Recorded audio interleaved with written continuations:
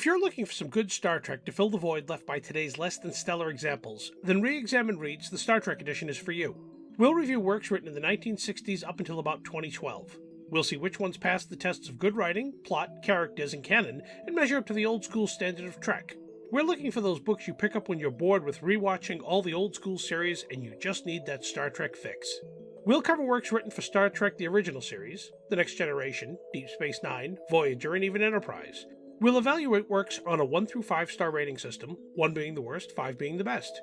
We won't be including Discovery or the J.J. Abrams rewrite. You can find more information on my reasons for excluding these shows, as well as a better look at the rating system on the videos ReExamined Reads Getting Started and ReExamined Reads Rating Star Trek Novels, both located on this channel. Before we begin, don't forget to hit the like and subscribe button to this channel. Feedback is always welcome below, or find us on Facebook at ReExamined Reads.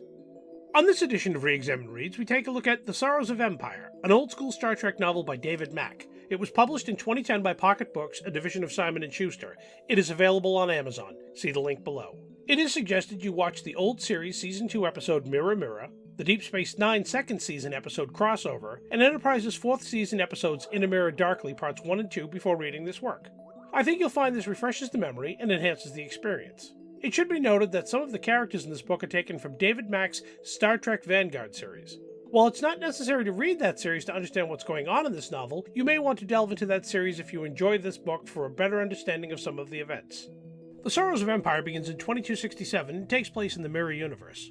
As many of you may remember, the Mirror Universe is a parallel and near exact representation of our own, except that some event in Earth history created a more savage and brutal human race. Humankind went out into the stars, not to explore strange new worlds, but to conquer and subjugate. Starfleet is an organization that uses force over diplomacy, and Starfleet personnel are brutal thugs who command by fear and move up the ranks by assassination. At the time of this novel, many of the major allied planets in our Federation are mere Imperial holdings in the Mirror Universe. Worlds that refused to come to heel after the rebellion was crushed, such as Andoria, have had their populations exterminated. Telepathy is a closely guarded secret that the Empire fears. While the Vulcans have kept their telepathic gifts hidden, other worlds whose populations have even marginal telepathic gifts have met the same fate as Andoria. Now a quick word about writing about the Mirror Universe. No author should delve into this subject unless it's a really great story. Far too often it's one of the 3 formulaic themes that come up when writers want to boost interest or have run out of plot ideas. The other 2 are a story about the Borg or the use of time travel. A general rule on writing for one of these 3 plot twists is if you attempt to use one, you better make a good faith effort. I think Mack has done so with Sorrows of Empire. He uses this universe to weave a terrific story, one that needed telling. The Mirror Universe is a crucial component, and he doesn't use it as a cheap gimmick to boost interest. So let's take a look at the plot without giving too much away. Sorrows of Empire begins the moment Mirror Universe's Captain Kirk returns to his own Enterprise. At the end of the old series episode Mirror Mirror, our universe's James Kirk spoke to that universe's Mr. Spock about the Vulcan prediction and the fall of the Terran Empire. Kirk pointed out the illogic and waste of the Terran Empire, and that Spock, being a willing participant, was a party to that waste and illogic. He explained that one man can change the present, and urged Spock to see the clear logic of the situation and change the Empire. This book chronicles Mr. Spock's rise from First Officer of the ISS Enterprise to Captain, Admiral, Grand Admiral, and finally Emperor.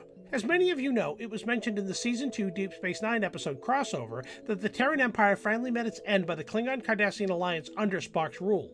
There is a logical reason that Spock drives the Terran Empire into the ground, and the author lays it out with almost Vulcan precision.